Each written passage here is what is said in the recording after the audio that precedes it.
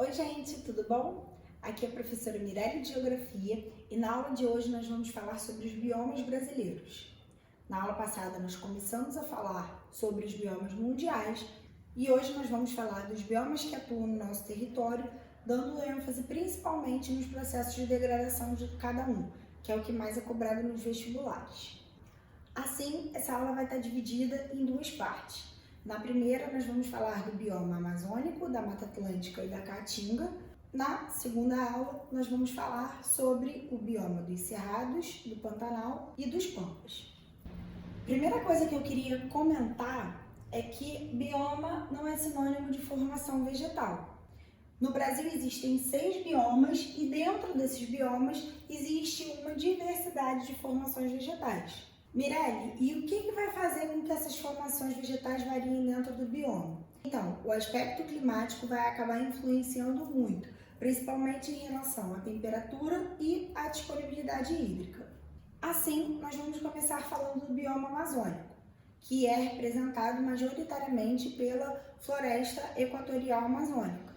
Essa floresta, como nós já havíamos falado, ela se situa na zona equatorial, de baixas latitudes, bem próximo da linha do Equador, então ela vai contar com um clima equatorial, que é um clima quente e úmido durante todo o ano, com uma amplitude térmica anual, às vezes bem menor do que a amplitude térmica diária. Isso significa que ao longo do ano, nesse clima equatorial, a gente não sente muito a variação das estações, ele é um clima bastante estável, principalmente em relação às suas temperaturas. Além disso, gente, nós podemos ressaltar, mais uma vez, as características da floresta, que é uma floresta ombrófila, por estar habituada às chuvas constantes, latifoliada, ou seja, que possui folhas largas, o que vai favorecer aquelas intensas taxas de evapotranspiração que vão alimentar a massa equatorial continental, e é uma floresta com vegetação perene, ou seja, que não perde suas folhas ao longo do ano, porque não precisa, porque não passa por estações secas. Por esse excesso de chuvas, vocês sabem que o solo amazônico ele é um solo lixiviado, é um solo lavado, ele é empobrecido, porque parte dos minerais solúveis eles acabam indo para as camadas mais profundas. E aí o que vai compensar isso e que vai fazer a manutenção da floresta é aquela camada de serrapilheira, uma camada superior de matéria orgânica que vai sendo constantemente reposta à medida que os vegetais e os animais caem mortos sobre o solo e entram em processo de decomposição rapidamente. Podemos destacar também que na floresta amazônica nós encontramos o maior banco genético do mundo. Ele é um banco genético extremamente biodiverso e muito visado do ponto de vista econômico, principalmente da indústria de cosméticos e farmacêutica. Uma coisa importante que a gente precisa ressaltar e que é um equívoco muito comum entre os alunos é a confusão entre floresta amazônica nacional e região norte. Aqui, se vocês olharem esse contorno em amarelo, vocês vão ver a delimitação da macro-região norte do país. Essa macro-região foi estabelecida pelo IBGE e ela é uma das 5 existentes no território brasileiro. De verde, vocês conseguem ver a Amazônia Legal, ou Amazônia Brasileira, que é aquela Amazônia que está contida dentro do território nacional. De verde escuro, vocês veem os outros países que também contêm em seus territórios fragmentos de floresta amazônica.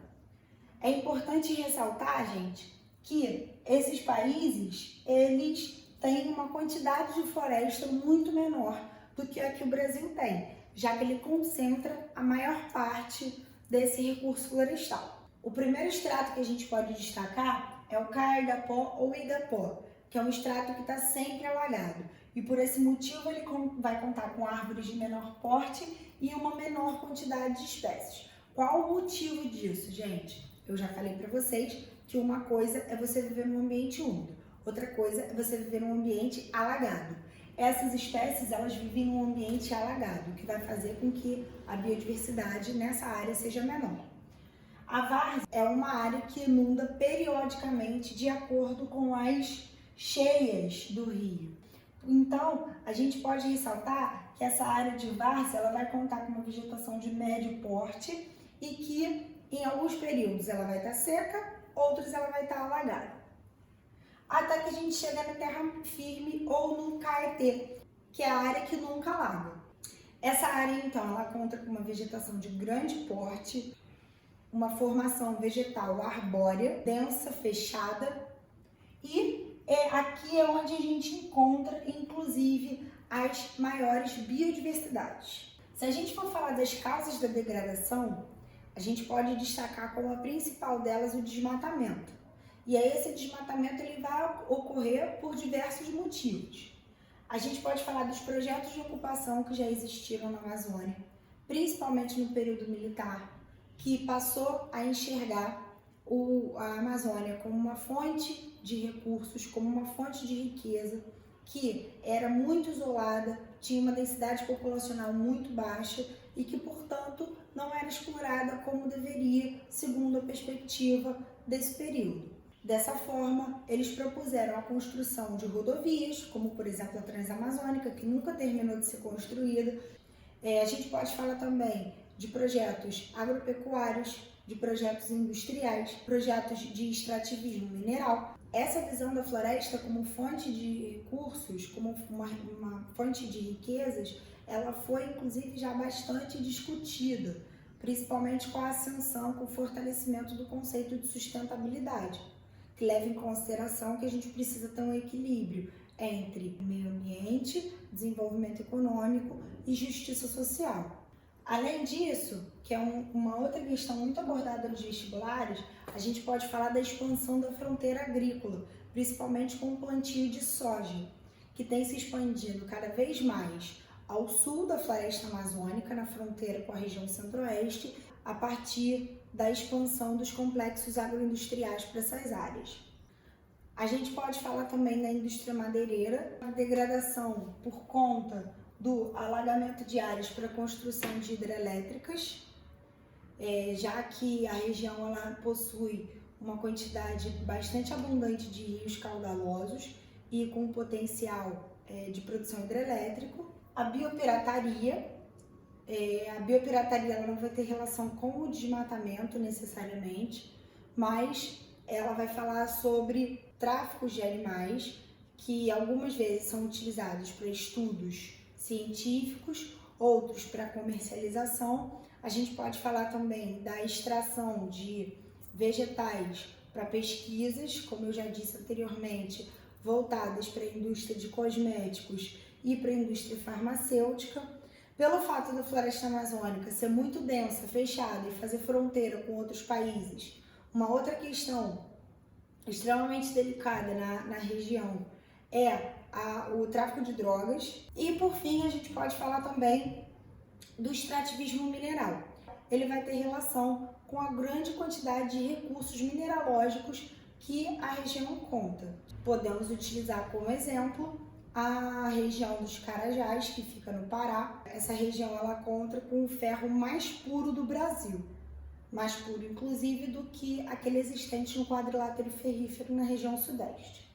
Saindo do bioma amazônico, a gente vai para o bioma da Mata Atlântica, que é um bioma que possui uma diversidade de formações vegetais, indo de uma floresta tropical, que é a que a gente mais vai falar aqui, até quando chega na região sul do país, até as formações vegetais relacionadas com as matas de pinhais, que são formações bem mais homogêneas, menos biodiversas e também adaptadas a climas mais frios do que os da floresta tropical.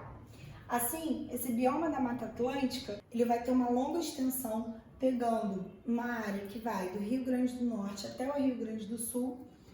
Conta, em sua maior parte, com a Mata Atlântica, a formação vegetal Floresta Mata Atlântica, que vai pegar basicamente essa parte do litoral brasileiro, sendo ela uma floresta ombrófila, latifoliada e perene, que possui características muito parecidas com as que eu destaquei quando a gente estava falando de bioma amazônico.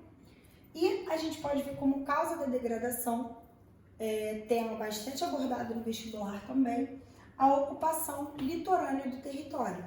Alguns estudiosos falam que a gente teve uma ocupação de caranguejo, porque caranguejo vive no litoral. Se a gente for observar a densidade populacional no Brasil, ela se concentra basicamente no litoral. Dá para ver a grande destruição que vai estar relacionada à colonização, à ocupação, à industrialização, à urbanização. Isso porque a gente degrada a Mata Atlântica desde o primeiro ciclo econômico do país, que foi o ciclo do pau-brasil. Assim, chegamos no bioma da Caatinga. O bioma da Caatinga ele vai pegar basicamente o sertão nordestino, que é uma sub-região da região nordeste. Esse sertão nordestino ele vai ter características muito específicas por conta da incapacidade da massa equatorial atlântica atravessar o Planalto da Borborema, levando sua umidade. E assim, de um lado do Planalto ocorre uma chuva orográfica e a massa, quando consegue se deslocar para o outro lado, chegando ao sertão, ela chega seca, fazendo com que lá predomine um clima extremamente árido. Assim, a gente vê que o bioma da Caatinga ele vai ser composto por um clima chamado semiárido, que é um clima marcado por baixos índices pluviométricos ao longo do ano. E, pelo fato de estar numa zona tropical, ele vai ser um clima quente, de temperaturas elevadas. Mas, pela ausência de água, a gente vê uma amplitude térmica diária bastante grande. Durante o dia, as temperaturas são altas e à noite as temperaturas elas tendem a cair. A marca desse bioma é principalmente as formações vegetais xerófilas. E aí nós podemos destacar formações vegetais de pequeno porte, espaçadas, e as cactáceas, que são suculentas, que têm capacidade de armazenar água, que tem aquela adaptação das folhas em espinhos, o que reduz as taxas de evapotranspiração e reduz a perda de água, e vegetações também que possuem raízes profundas, para conseguir acessar o lençol freático rebaixado na região. A gente vê um desmatamento grande da região relacionado à extração de mata nativa, tá? Voltada para a produção de lenha e carvão. Mas nós podemos falar também de um tipo de agricultura, que é a agricultura de subsistência, que vai vir associada a uma agricultura itinerante. Pelo fato da população ser pobre, não ter muitos recursos, ela planta numa área, tem uma hora que o solo ele fica completamente empobrecido, até porque é um solo raso, pedregoso, derivado dos baixos índices pluviométricos que não vão favorecer uma pedogênese e um desenvolvimento desses solos. E aí essa população ela sai de uma área, vai para outra, taca fogo na vegetação e planta ali. Essa agricultura itinerante associada às queimadas também faz com que a vegetação ela vá sendo gradativamente destruída. E aí, nessa área, os vestibulares eles costumam abordar a expansão de um processo de desertificação, tá certo? Principalmente, que vai associar o empobrecimento do solo, a destruição da vegetação e os climas extremamente secos. Então é isso, pessoal. Fechamos aqui a nossa primeira parte da aula e na aula que vem a gente se encontra de novo, tá? Um beijo!